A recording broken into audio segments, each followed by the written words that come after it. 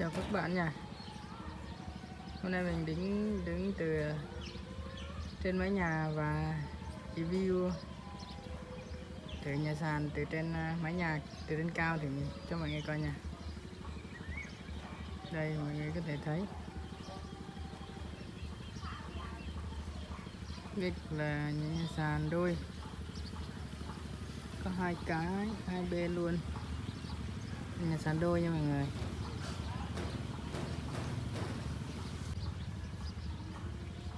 Còn bên kia là nhà sàn, đây là nhà sàn kiểu Thái, cũng đôi luôn, nhưng mà tại vì mình đứng bên này không, mọi người không thể thấy được cái nhà nó cũng có hai bên đấy mọi người.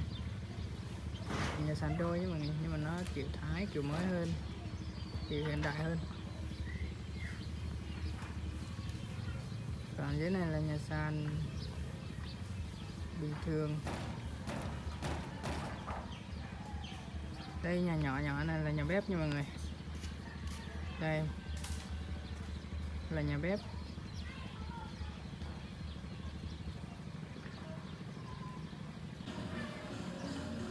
Đây nữa nha mọi người. Đây là nhà chưa làm xong. Đây là nhà màu đỏ này, tôn màu đỏ này mọi người, chưa làm xong. Còn bên này là cũng nhà sàn kiểu truyền thống, mái tôn đấy các bạn. Ở đằng xa kia thì như là nhà sàn kiểu hiện đại này, nó mới nhưng mà sao không thấy được các bạn ạ. Bây giờ mình đang đứng trên mái nhà này các bạn.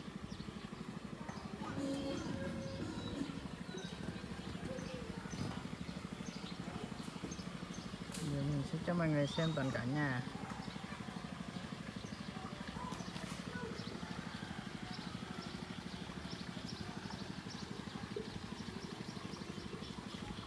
Đây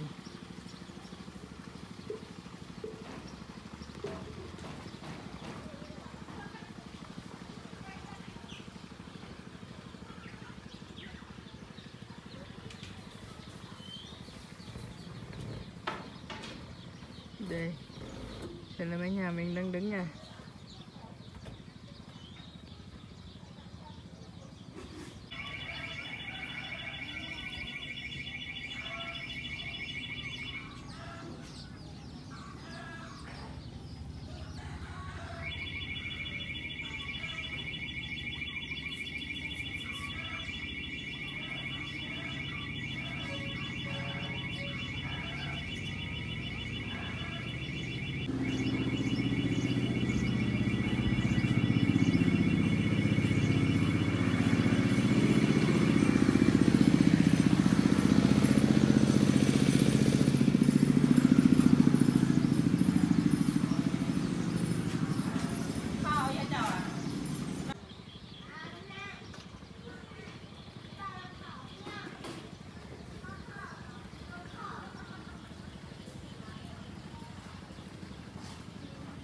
Thôi mình xin phép dừng video ở đây.